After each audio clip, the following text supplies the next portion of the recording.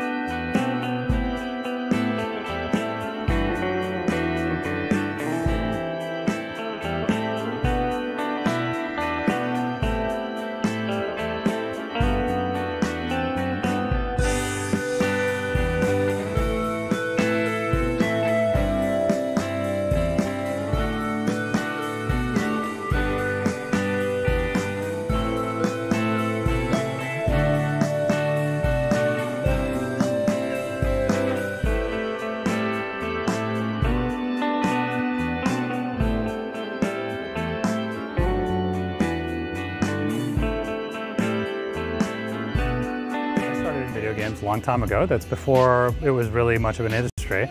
In the early 90s, actually, me and my brother were from Rochester. We met a Clarkson grad there who said, hey, what do you guys like doing? And we said, well, we love video games and making things.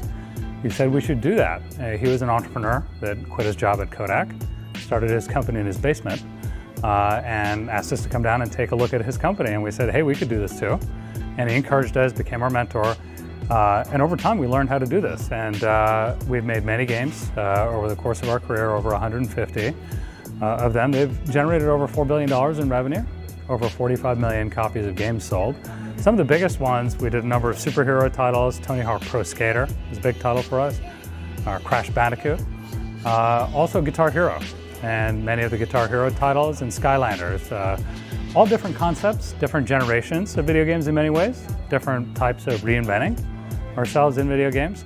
There's lots of things that govern the value in companies, but the number one thing that dictates the performance of a company is the quality of the team that the leader has. In a lot of ways, we look at organizations like an inverted pyramid. Really, the role of the leader is to build a great team and to empower the team. How to be able to build the team, lead the team, help them be as effective as possible, remove the obstacles, and set what's important that's also aspirational for that team. I think if you want to get involved in the gaming industry and you want to learn, I think you can basically produce something small scale, like an indie game, that can open a lot of doors for you in a short amount of time, and I think can lead to great careers and where you can later specialize and figure out what you want to do. Here they come, your Clarkson Golden Knights.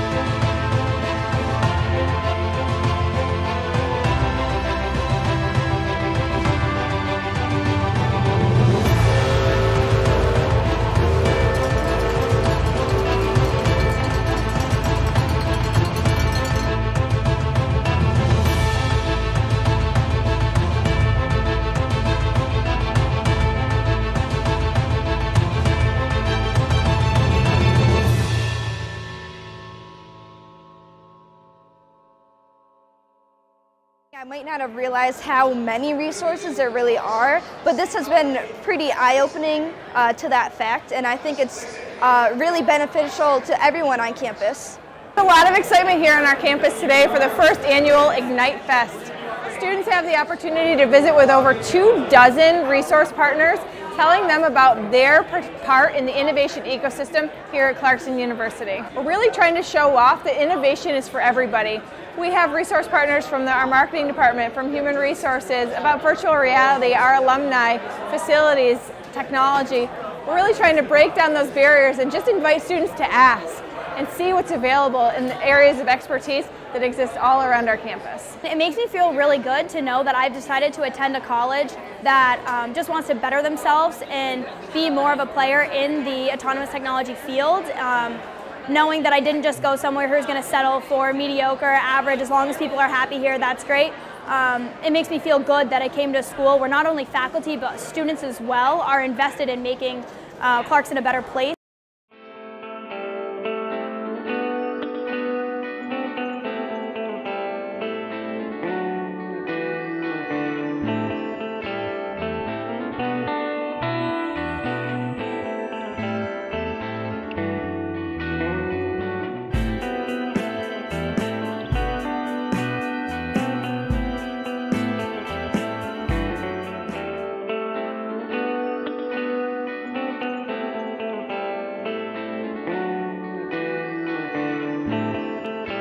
So the idea is you want to capture CO2 from power plant flue gas. It's something that's a major contributor to global warming, and it's also something that has potentially high economic values because you could actually take the CO2 and pump it back into oil wells and into shale formations to kind of reinvigorate the well by repressurizing it. There are so-called liquid amine scrubbers out there to do this. Yeah? However, they are not stable. They decompose over time. They're rather expensive because you need to regenerate those materials, and you need to put a lot of energy in the system to regenerate these materials. We plan to use biomass to do this, yeah? But actually not biomass, yeah, we will transform biomass into carbons, into activated carbons. And those activated carbons, they are first of all cheap, yeah, super cheap, this is what we need. And also they are scalable, yeah, you can easily scale this up to the ton scale. And, but most importantly, they are very effective, yeah? They have high CO2 absorption capacities. And the only way to really be able to do this is to use effectively either waste or nearly waste, i.e. things that are close to being free precursors. So things like, at least in our case, what we're interested in is using waste hemp materials. So from hemp for industrial purposes, hemp for medicinal, marijuana materials actually, and really taking all those things that are really people are paying to haul off from site and taking that waste and effectively having kind of a recycling model where we take it to our site and transform it into very high performance carbons.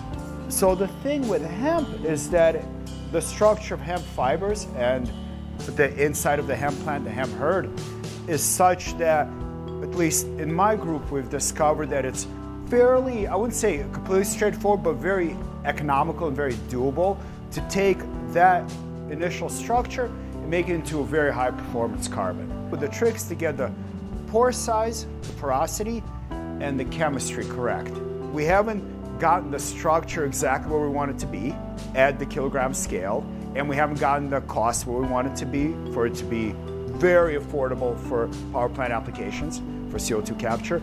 But I think we'll get there within the next few years with some resources. So at our last meeting, we were discussing on how our app was going to go together with note cards, and then we took that and put it into a app prototype. So now we have a functional kind of like tutorial as to what our app will be. And we've gone through to make a video to market that app and show what the problem is. So our video, it goes through a story of a character that we have made up to bring through the problem on campus of getting lost. So the video brings a student from the start of the problem, and it brings him all the way, like shows all the steps he took to get to the solution. It's a real quick video, so yeah. And the third scene, which is hashtag save the sea turtles. Yeah, should I say that? I just was being funny. I don't. The 185 posters on the wall you see every day will no longer be wasting paper and ink. Hashtag save the sea turtles. I put that in there. I was bored. It doesn't need that in there. I kind of liked it. Hashtag it is kind of cute, but hashtag save. We'll decide. Save the we have an extra couple of okay, seconds. put it in parentheses. Save the rainforest. Save the rainforest or sea turtles? We're saving everybody. Save the rainforest. I feel like that's less. It's a paper one.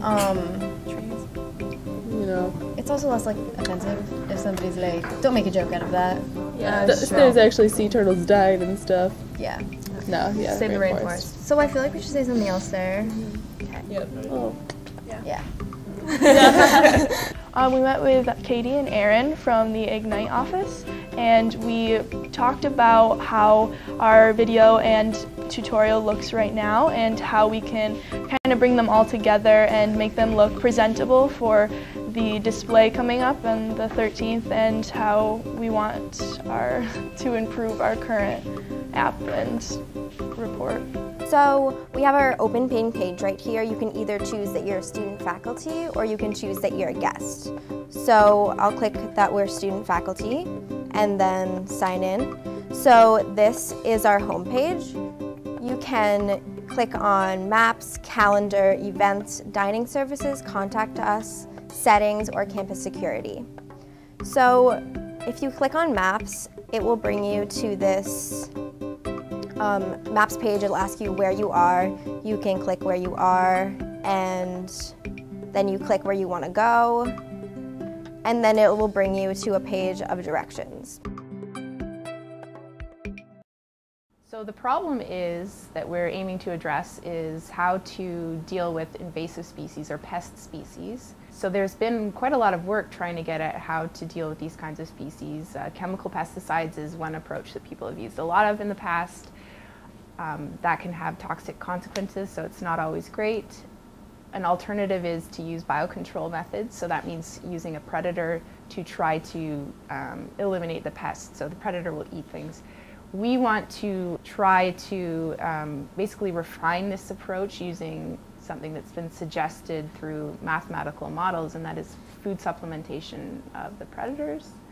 And so the modeling work has shown that this kind of approach should be effective. So the math model is very general. It's a predator-prey Locta-Volterra system, which basically says that if you take away the prey, the predator is going to die, right?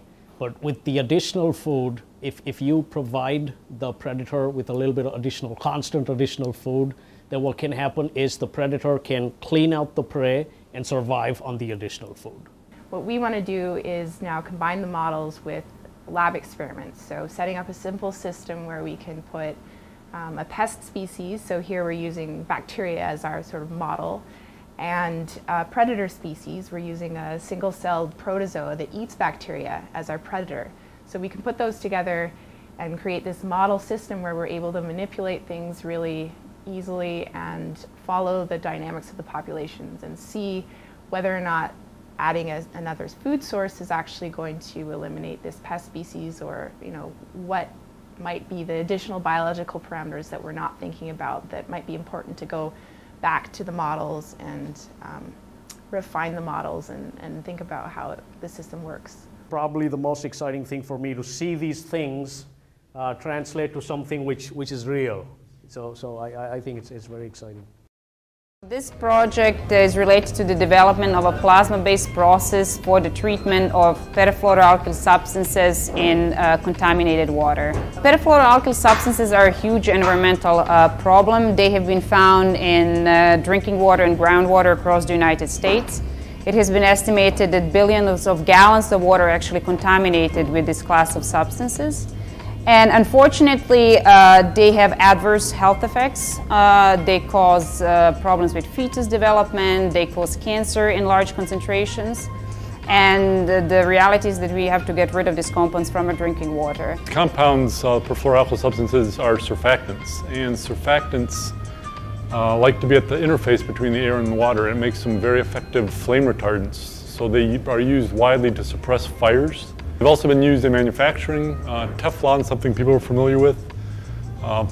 These compounds are precursors to Teflon production, so when Teflon's been used in the manufacturing process, these are often released into the environment. The problem is the very high stability of the carbon-fluorine bond making the molecule. So because of that great stability, no advanced oxidation technology today can actually degrade this compound. So one exception is the plasma technology we have developed here at Clarkson University, which is capable of completely mineralizing this molecule into its basic constituents, carbon and fluorine. So today our system is ready to be scaled up. It's nearly finished, and it's one of the most effective and efficient technologies that is available today for the treatment of these compounds. So far we have 2 students and a postdoc working on the project, and it seems not to be enough. There is lots of work to be left, not only on the reactor design side, but also from the byproduct standpoint and fundamental chemistry and physics that's happening in the reactor. So it's important to understand completely, holistically, the whole process before we can actually introduce it to the public. 7, 6, 5, 4, 3, 2, 1. You'll never have the secrets. Oh, you crazy mother.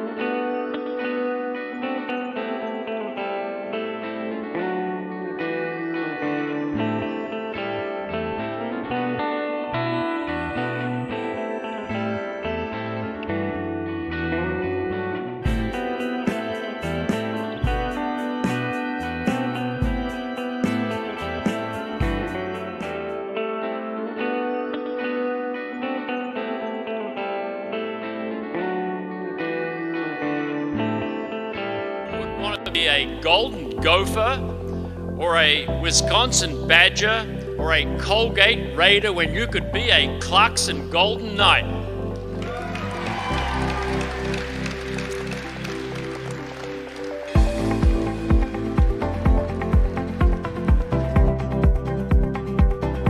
April 11th, 2018 shall be hereby known as Clarkson Women's Hockey Team.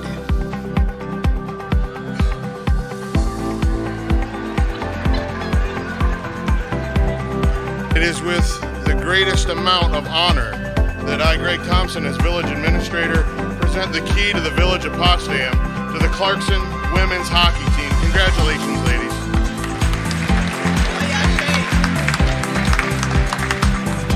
I know I speak on behalf of my entire team when I say that getting to put on the Golden Knight jersey each night is so much more special to us, knowing that we have the best fans and the best pep band and the nation supporting us.